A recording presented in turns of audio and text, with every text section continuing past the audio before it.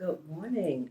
My name is Tabitha Hayes, and I am the Head Start Early Head Start Child Care Partnership Supervisor in Duval County of Jacksonville, Florida. I have been with the Head Start program initially as a child in 1966, so I'm alumni, and as an employee since 1998. Okay. My name is Johnny Stallings, and I am excited. I learned about excitement in Head Start.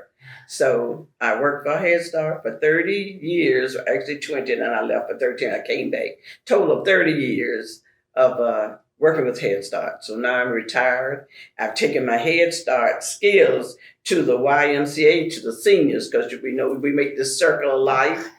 So now I go and have lots of fun with the seniors.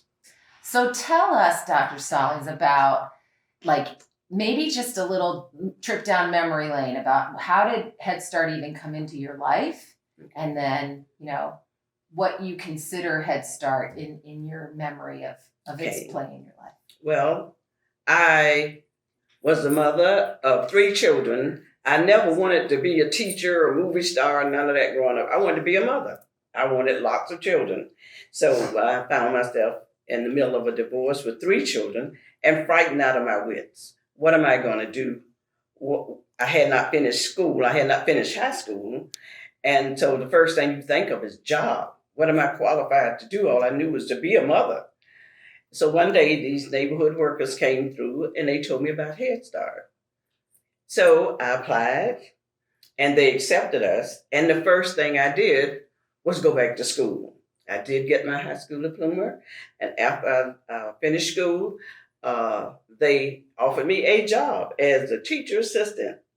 And then I was able to go to college. It took me 6 years to finish the junior college because I had to take one class, two classes, whatever I could do in between work hours and taking care of my three children.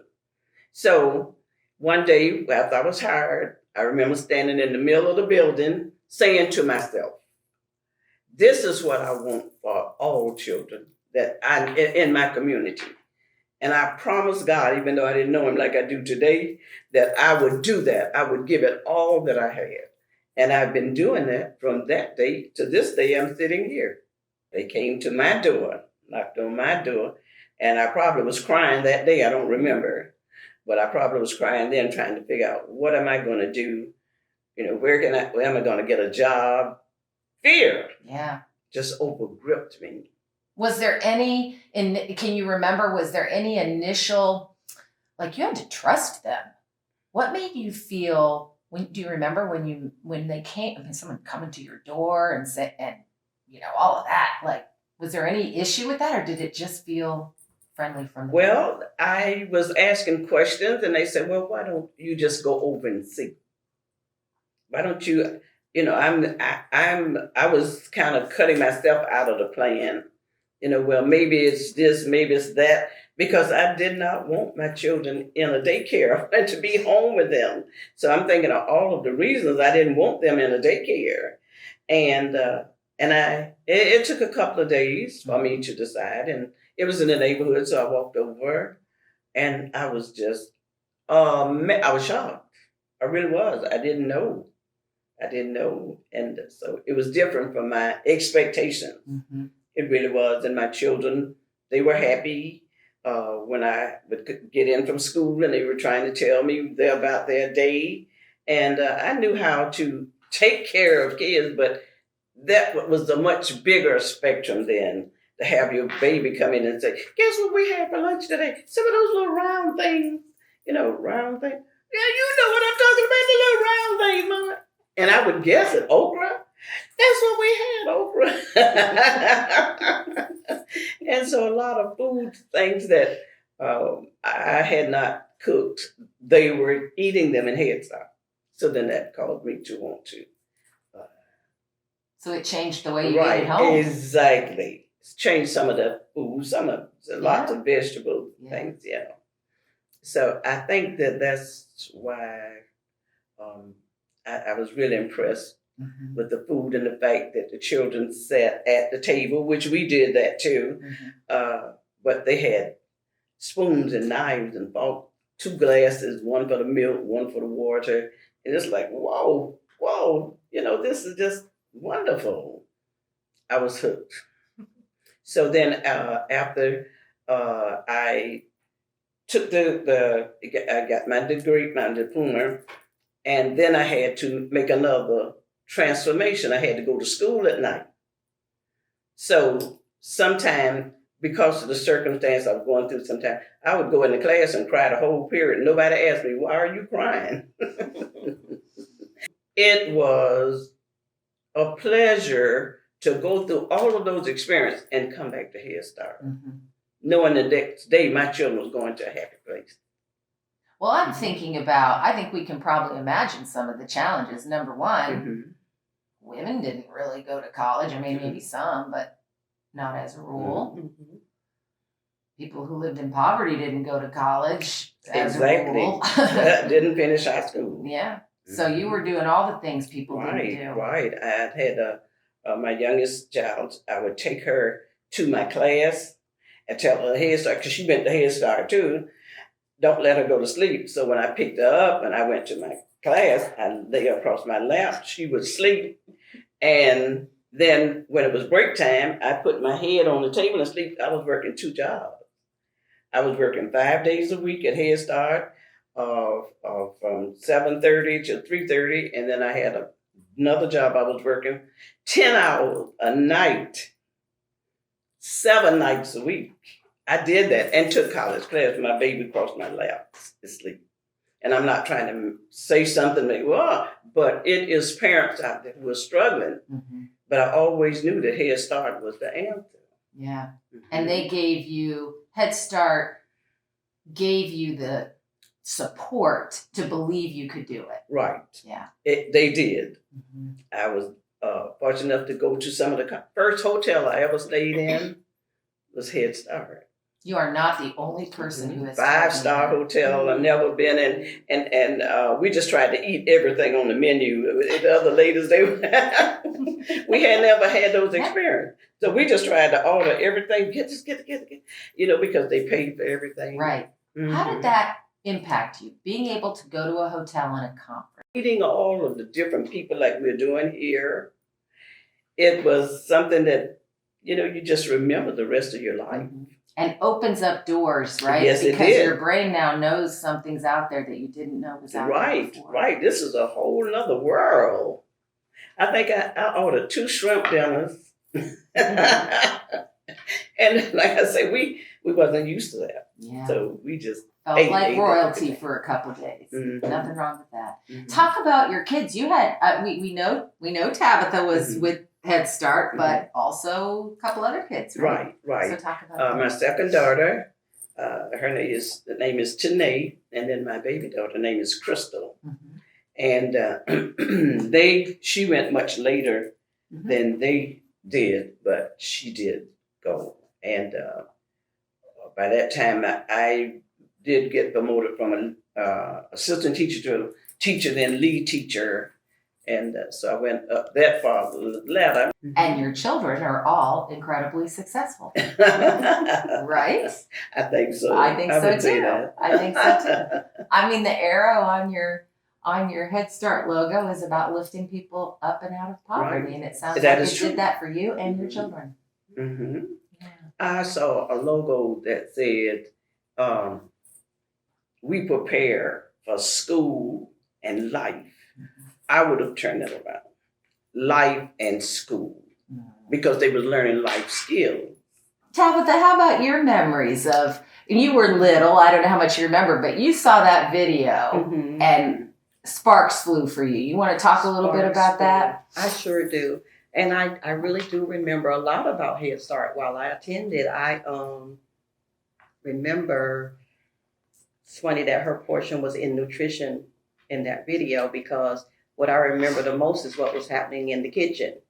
Fresh vegetables, seeing the cook clean collard greens and chop them. Something that I didn't recall seeing in my home, though it may have happened, it's really stood out to me as a child there.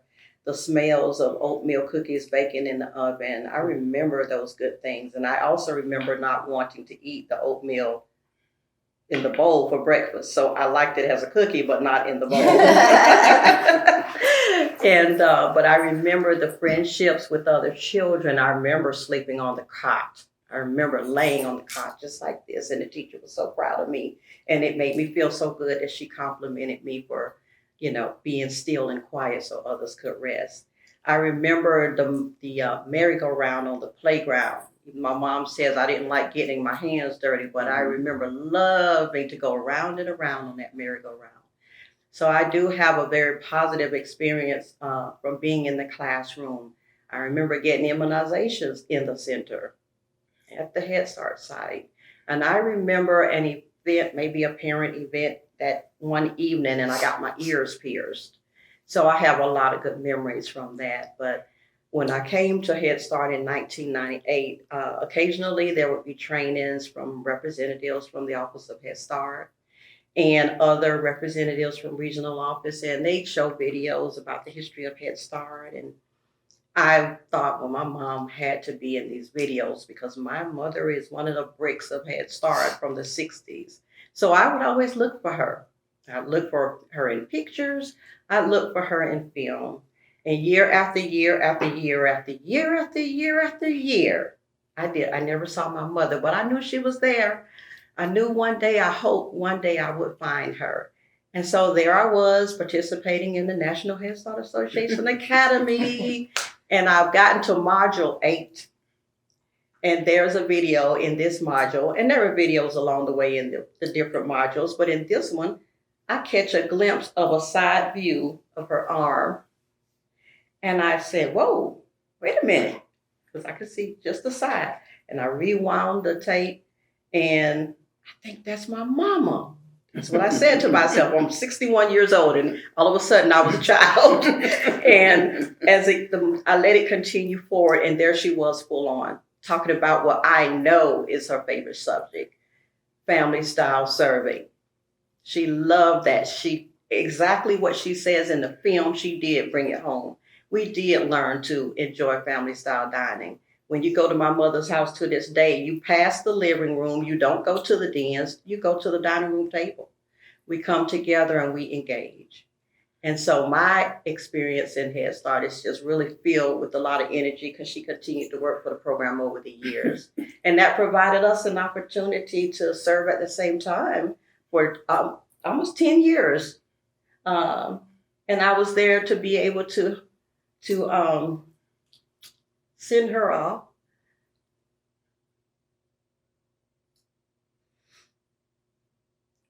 Happily when she retired from Head Start. For me, I had a mentor already in place to help me through the process because I never saw myself as being a teacher at all. And when she suggested that I come to the Head Start program, I thought, oh my Lord, I'm not sure if I really want to do this. I'd been in the Marines. I'd been working in corporate America and regional offices in different places for other corporations, and I was very black and white. So I had a major transition to make, and I enjoyed it from the first day. I thought, oh my God, they pay people to have this much fun. I can't believe it. I can't believe I'm getting paid to play. And I enjoyed it so much, and I never looked back. I enjoy Head Start so much because my mother loved Head Start so much. And I'm just so proud to be a part of this program. I can't even really pull it all together. It's just so overwhelming. But it started with her. And when, in the military, people always say, thank you for your service. And this morning I got up thinking, thank you for your service to Head Start. Because it made such a beautiful way for my sisters and I. Thank you for your service. Thank you. Thank you for yours. Thank you for the Academy, because it really brought back for me that walk through what was best practices then, that yesterday, today, and tomorrow for those who work at Head Start. My entire family became ecstatic when I shared the video with them. My mother, their grandmother, was in a movie that was nominated for an Academy Award for their work that she loves to do. and they've passed it around. And my daughter did the research. She was the one that let me know, Mom, this was nominated. Mm-hmm. And Burt Lancaster narrated it, and Fred Astaire and Bob Hope, for us old schoolers, those names were like really the best of the best actors were presenting this Right. award, and I didn't know it was phenomenal. And my family is still so excited about it. Food is the ultimate relationship, not only with families, but with nations and countries. Whenever there is a great event, food is there. When President Obama was invited to England, they had food. They sat at the table. When the military thing, when they come to Camp David, Yes. they have food. At church fellowships, they have food. Last night we had food. Mm-hmm. Food is healing. It's forgiving. It can make you forgive. You can be so angry. I can remember my dad real quick. My mother be upset with my dad and she wanted something from him and he said no. She would fix it what he really liked. Presidents have greeted other nations for dinner. Mm-hmm. Mm-hmm. They will their finest meet and greet Mm-hmm. and have dinner. Mm-hmm. Share Forgiving. cultures, Yes. differences, Exactly. in a respectful way. Mm-hmm. Yeah. And you really can't be angry too long when you're eating. So it's forgiving. It's forgiving. I love that recognition. That's really exciting. When I first went to Head Start, it was all about love. Love was, we just loved, we just hugged. It was all about love and cognitive development, the children actually making things. We made watering buckets. We had a garden and with the big cans that they had from the kitchen, had ropes made with the children's name on it, and they could go and water the garden and all of that. But by the time I left, they were no longer. Everything was kind of just bought in the classroom. We had real beautiful classrooms, but the children really didn't. We had to paint the walls, really. The walls, we painted walls and floors and made furniture. And so that was something because Tabitha knows how to paint a room. Because we learned from Head Start. Everything I've done was like Head Start, and it's not a makeup thing. It's really true. We know how to put up wallpaper. We did it in the centers. So to me, that's where, when it went past that, I missed it and I felt like my time was up because the next generation was doing something a little different. Yeah. Mm-hmm. When I came to the program, I still had a little bit of that because I don't want to say I cheated, but I had a mentor.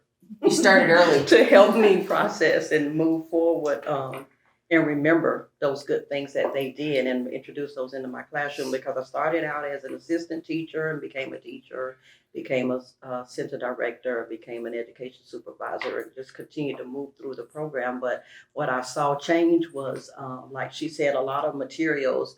Yes, we bought because we were trying to move towards discovery, creating environments that were safe and that children could readily see and be ready to start moving through. Work centers was a major priority because we wanted children to roam around, discover the classroom, discover things about themselves. And not to say that wasn't there before, it was, but we had more materials to help nurture that. And then we began to shift towards ensuring that we had the curriculum that could provide self-sufficiency for the teachers so that they can get the lesson plans written smarter and better, because a lot of theirs was really manual, and they came up with some really fabulous ideas. I even was to a place where I couldn't sleep at night. I was always thinking of what I was going to do with my children the next day. But having this research-based curriculum, having these domains identified, really drilling down on those things that we wanted to make sure that we introduced to the children, that they would hit all of their milestones, became important, because assessments became really, really pivotal.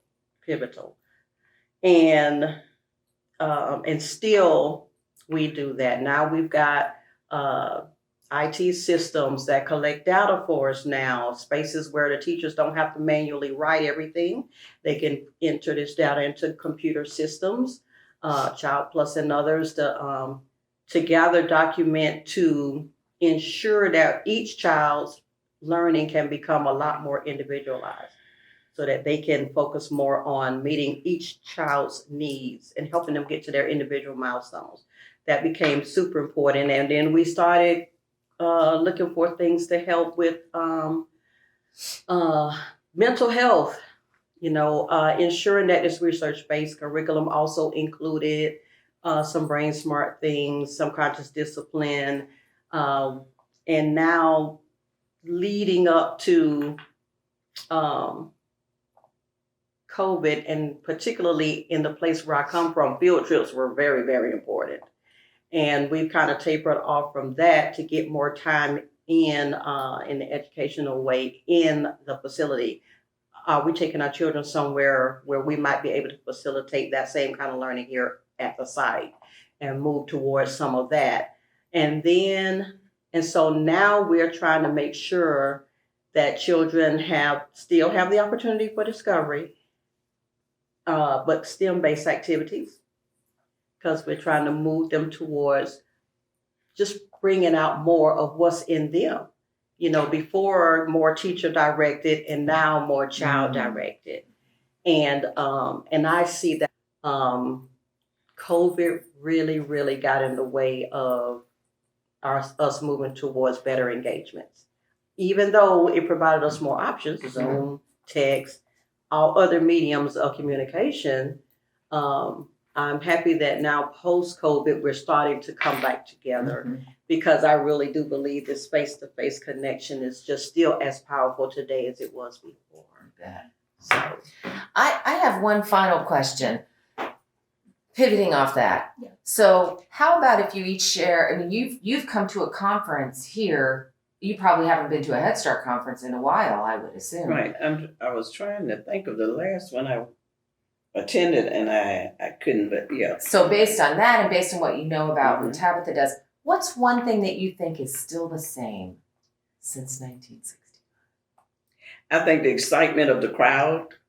I watched a lot of the people, and they were just so excited and just run around like little ants, like, oh, hi, hi.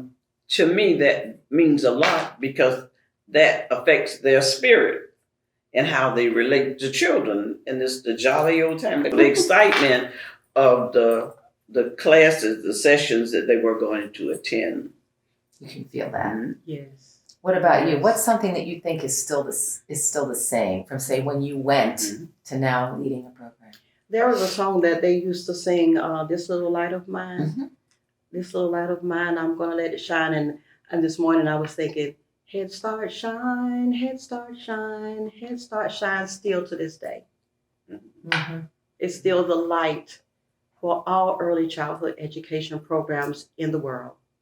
We're still the best model.